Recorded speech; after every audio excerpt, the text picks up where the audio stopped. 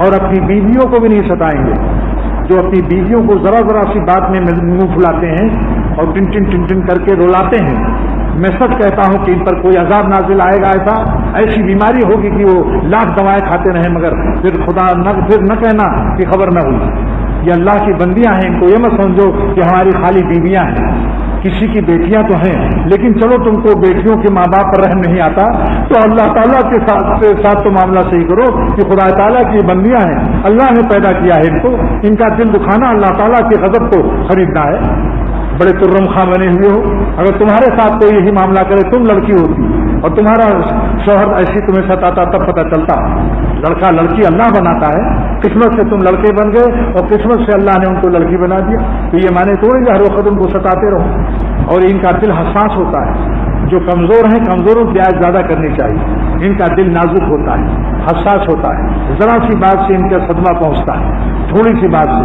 اور ان کو روٹنے کا حق دیا حضور صلی اللہ علیہ وسلم نے. اب بتاؤ پیغمبر صلی اللہ علیہ وسلم، آج کل لوگ کہتے ہیں صاحب اتنا زیادہ رعایت کروں گا تو سر پر چڑھ جائیں گے. میں نے کہا یہی جملہ لڑاتا ہے. جس کو یہ خیال آیا کہ اگر میں زیادہ رعایت کروں گا تو سر پر چڑھ جائیں گے، یہی جملہ شیطان کی طرف سے آغاز ہوتا ہے لڑائی کا. کیا حضور صلی اللہ علیہ وسلم کو یہ مقام حاصل تھا کہ آپ خوب رہتے روب سے، مگر آپ فرماتے ہیں آیا عائشہ جب تم مجھ سے روٹ جاتی ہو تو مجھے پتہ چل جاتا ہے. عرض کیا میرے ماں باپ آپ پر فدا ہوں، اے اللہ کے نبی صلی اللہ علیہ وسلم آپ کو کیسے پتہ چلتا ہے؟ فرمایا کہ جب تو ہم سے ناراض روٹ جاتی ہے تو کہتی ہے ورب ابراہیم، ابراہیم کے رب کی قسم، میرا نام بھی نہیں لیتی اس زمانے میں. اور جب خوش رہتی ہے تو کہتی ہے ورب محمد، محمد صلی اللہ علیہ وسلم کے رب کی قسم. بیویوں کے ناز و نخرے اٹھانا بھی سنت ہے. بیویوں کے ناز و نخرے اٹھانا بھی سنت ہے. ان کو کہتے ہیں اگر وہ منہ پھلائے ہیں ان کو خوش کر لو، ان کے منہ میں گلاب جامن ڈال دو، یا سبو یا قدوس یا غفور یا حدود پڑھ کے دم کرو. یہ نہیں کہ منہ پھولا ہے تو ایک مکہ مارا، کہا مجھے منہ پھلانا، تم کو منہ پھلانا آتا ہے، مجھ کو منہ پچکانا بھی آتا ہے. ظالم کہیں کا نالائق بے قدر.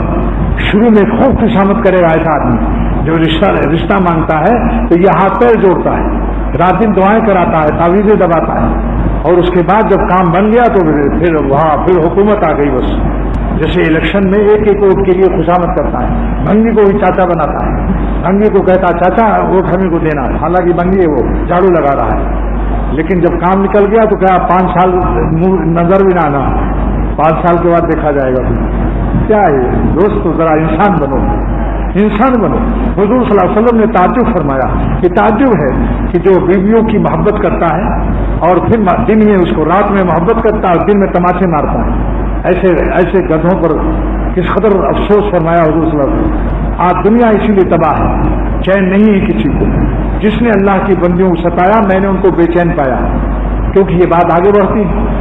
جب اس کا دل دکھتا ہے روتی ہے اللہ سے، ماں باپ سے کہتی ہے، پھر فاصلے بڑھتے ہیں، یہاں تک کہ بعد میں پھر طلاق کی نوبت آ جاتی.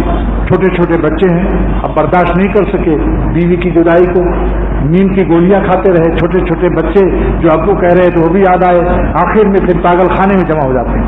عذاب الہی سے کتنے خاندان تباہ ہوئے اس نالائقی سے اور بد اخلاقی سے.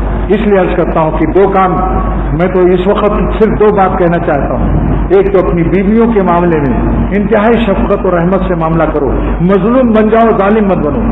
مظلوم بن جاؤ، اگر تمہیں ستا دیا تم مسکرا کے ٹال دو. تم قوی ہو، قوی کو ضعیف پر انتقام نہیں لینا چاہیے.